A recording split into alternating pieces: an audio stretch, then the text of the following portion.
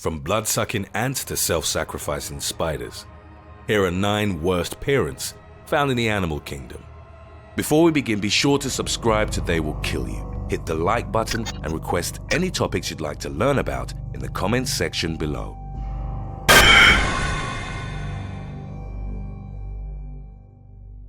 Number 9. Dracula Ant. Adetomyrma venatrix is an endangered ant species endemic to Madagascar. It's one of the oddest parents on this list, mainly due to a gruesome behavior that involves sucking the blood of its young. Hence why this ant species is also known as the Dracula ant. After the queen gives birth to new larvae, she and the workers, which are blind, will chew minuscule holes in them. Then they'll suck out their hemolymph, a circulatory fluid equivalent to blood in mammals. This only weakens the larvae but doesn't kill them. The practice is sometimes described as non-destructive cannibalism. Researchers aren't sure why it happens, but it does fall in line with the social behavior of ants, which involves transferring fluids to each other. Number 8. Harp seals. The harp seal is native to the Arctic Ocean and the most northern parts of the Atlantic Ocean. For the first 12 to 14 days after giving birth to their pups, harp seals are very dedicated mothers. During the nursing period, they don't hunt and lose over 6 pounds per day feeding their young. However, this period ends abruptly, and the mother will abandon the pup on the ice and return to promiscuous mating. In order to conserve body fat, the pup becomes sedentary after it's left to fend for itself for a period of about 2 weeks. This can reduce their body weight by half and leaves them vulnerable to predators such as polar bears. Almost 30% of harp seal pups die within their first year of life, with much of this attributed to their early abandonment and lack of mobility on land. Number 7. Black eagle. Black eagles are certainly ruthless parents, and out of their young, only the strong survive. Although squabbles in the nest are frequent among eagle species, the black eagle mother actually allows her chicks to kill each other, instead of intervening to break up the conflict. The mother allows the stronger chick to kill its weaker siblings. By doing so, the mother ensures that she doesn't have to care for the weaker birds that have less chances of surviving. Number 6. Lion. Lionesses are fiercely defensive of their young and aren't typically regarded as bad parents of the animal world. However, the dangers of the savannah and the social dynamics of the lion pride means that about 80% of cubs don't live past the age of 2. Even though hunting is typically done by the females, the dominant male in the pride is always the first to eat from a fresh kill, often leaving only scraps for the rest. The male's job is to protect the pride from rival lions or scavengers like hyenas. As the dominant male ages, he'll face fierce challenges for his position in the pride. The cubs are usually the ones most affected by these power struggles. Whenever one or more new males successfully take control of a pride, they'll oust the previous males and kill all of the existing young cubs. The mothers are often helpless to keep it from happening and become spectators to their young being butchered. It's believed the new males do this because the females don't become fertile or receptive until their cubs mature or die. There are cases, however, when several mothers may band together to defend their young against the usurping male. Number 5. Cuckoo. Many cuckoo species practice something called brood parasitism, meaning that they'll abandon their offspring and trick other birds into raising them. Females will lay their eggs in other birds' nests and use several deception tactics to get out of parenting duties. They have secretive and fast-laying behaviors, which may also involve luring host birds away from their nests. Females sometimes specialize and lay eggs which closely resemble those of their chosen hosts, or cryptic eggs, which are dark in color in contrast to those of the host. This helps hide them in darker nests. The cuckoo chick usually hatches first and grows faster than the others in the nest.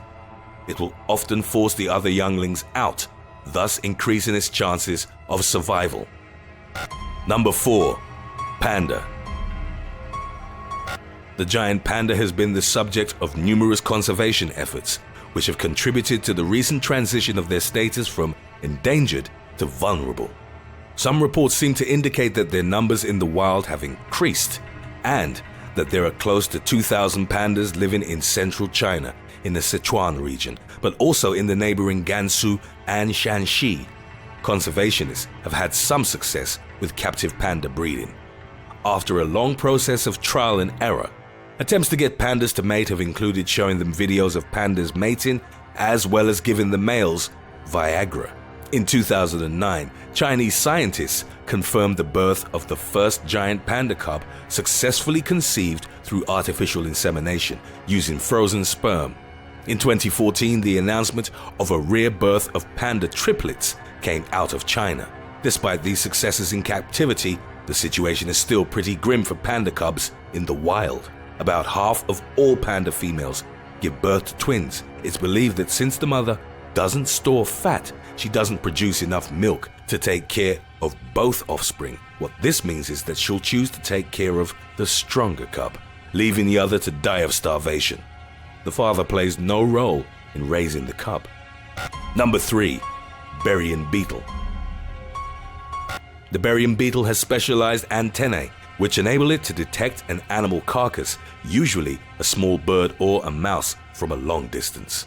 After finding a carcass, competing pairs fight each other, males versus males and females versus females, and those that emerge victorious get to keep it. The beetles then dig a hole under the carcass and begin to bury it. They cover it in secretions to slow down its decay and to prevent the smell of rotting flesh from attracting competition. After the carcass has been buried, the female lays its eggs on the soil around it. The larvae hatch after a few days and move into a pit in the carcass that the parents have created for them. At this point, the larvae are capable of feeding themselves, but their parents may also feed them as a result of begging. The parents digest the flesh they ate off the carcass, regurgitate it, then feed it to the larvae in liquid form. So far, burying beetles may seem like ideal parents. However, that's true only for the larvae that don't beg too much, or for those that don't fall under their parents' brutal form of population control. In order to ensure that there's enough food for everyone, the parents may practice infanticide. They'll essentially kill their young if there isn't enough carcass to go around. The most successful parents achieve a balance between the number of offspring they produce and the size that they mature into. If they have too many, they'll probably be underfed, and it's unlikely that they'll survive. If the young are too large, then it means the beetles could have had more of them. Number 2. Barnacle geese. The barnacle goose belongs to the BRANTA genus, which means geese species that have largely black plumage. These animals mainly breed on the Arctic islands in the North Atlantic. They build their nests on high cliffs, out of the reach of predators like polar bears and Arctic foxes. Much like all geese species, the adults don't bring food to the young. Instead, the newly hatched goslings come down from the cliffs under the parents' supervision. However, they are roughly 3 days old and unable to fly. This basically means that they jump off the cliffs and plummet towards the jagged rocks below. Their feathers and very light weight offer some protection, but many die from the impact. The noise made by the parent geese during this time attracts predators, which means that even those that survive aren't safe. Additionally, foxes are known to stalk the young as parent geese lead them to feeding areas. Number 1. African social spider. Stegotyphus dumicola, also known as the African social spider, lives in large colonies or family groups in Central and South America.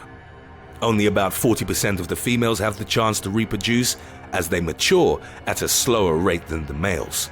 The other females, dubbed virgin spiders, assist their sisters with childcare. This is probably due to the great deal of interbreeding that takes place among African social spider groups.